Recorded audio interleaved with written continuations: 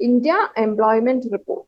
India Employment Report is by International Labour Organization. Okay. The 2024 edition of India Employment Report was released by International Labour Organization.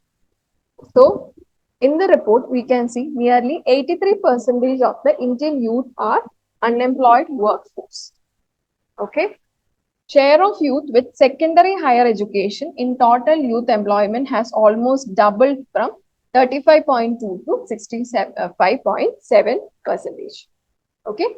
So, total youth who are having secondary or higher education unemployment, those who are not having any job and those who have the secondary or higher education has increased. Okay.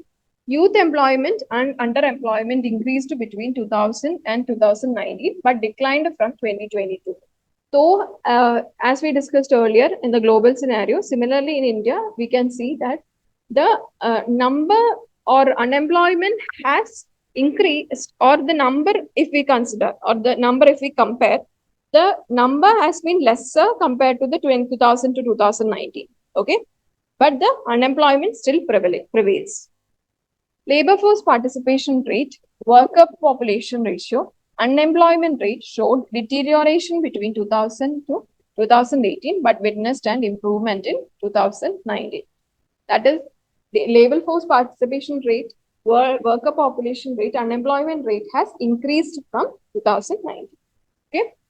Insufficient growth of non-farm sectors and their ability to absorb workers from agriculture. Transfer of labor from agriculture has been to construction and services, with manufacturing remaining the 12 to 14%. Okay, as we know, disguised unemployment. That is, people are working in the number of people who are working in agricultural sector are far than actually required. Okay, that is disguised unemployment. So, if we consider the number of people who have been transferred from agriculture to other services, if we consider the manufacturing is remaining at the 12 to 14%. Okay. Another important thing is more than 90% of workers remain engaged in informal work. More than 90%.